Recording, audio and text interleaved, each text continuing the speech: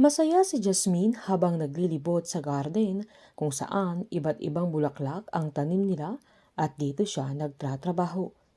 Nang ihatid niya ang bulaklak na nakuha niya, ay laking gulat niya nang may isang lalaking nakadapa at may mga dugo sa tabi nito. Nang galawin niya ang lalaki ay saktong nagkamalay na agad nilang dinala sa bahay nila para malapatan ng first aid at nagpakilalang Arthur ang pangalan ni Tyrone. Sinabihan ni Jasmine na bababaw lang ang sugat niya at sinita niya dahil nadisgrasya si Tyrone dahil sa kalasingan niya na pinaalalahanan pa niyang huwag siyang maglalasing kung magdadrive ito, na buti na lang wala siyang nadamay na nalaman pa ng dalaga na hindi taga doon si Tyrone na umalis din ng bahay nila Jasmine nang mahimasmasan ito. Pagkagising naman ng dalaga kinabukasan ay nag-e-exercise ito sa punching bag na ginawa ng tatay niya dati nang saktong dumating si Jethro na lasing at may dalang bulaklak dahil nanliligaw ito, pero pinamukha naman ni Jasmine na ayaw niya sa binata. Sabay sinubukan niyang paalisin pero binastos siya ni Jethro kaya inupakan niya nang saktong dumating naman si Tyrone, kaya kitang-kita niya ang nangyari at kayang-kayang depensahan ni Jasmine ang sarili niya. Bumalik si Tyrone doon na may daladalang tsokolate para magpasalamat sa dalaga. Agad namang tinanong ni Tyrone kung papaano natutunan ng dalaga, na kwento naman niyang tinuruan siya ng tatay niya pero iniwan na sila at isang pulis ito na sumama na din sa iba.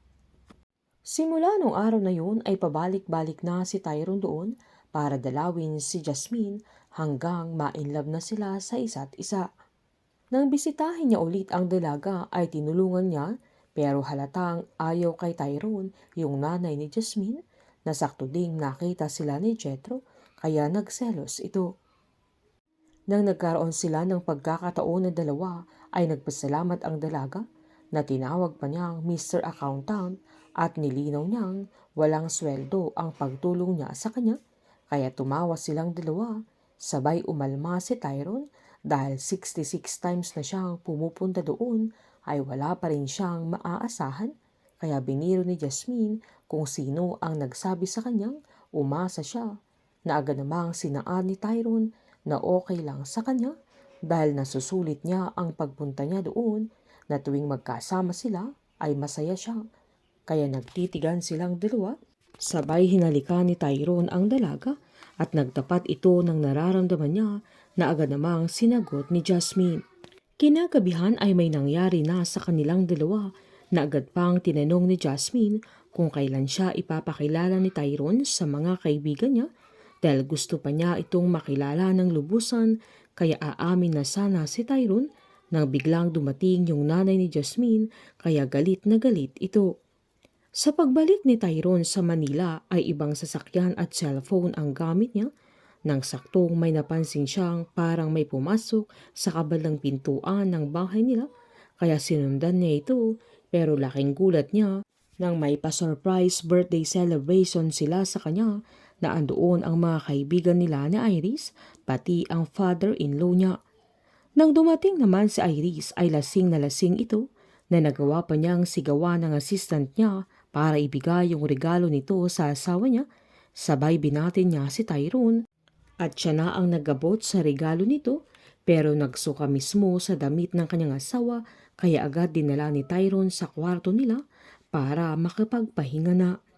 Pagbalik ni Tyrone sa party niya ay sinabihan siya ng father-in-law niya na ayusin niya ang relasyon nilang mag-asawa, pero nangatwiran naman si Tyrone na 2 years na niyang inaayos pero wala pa rin, kaya binantaan siya ng papa ni Iris na alam niya kung papaano siya magalit at ayaw na ayaw niyang nasasaktan ang anak niya.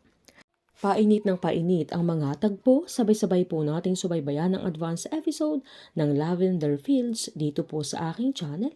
Patuloy lamang po manood at mag-subscribe para ma-update po kayo sa mga susunod na episode. Marami pong salamat.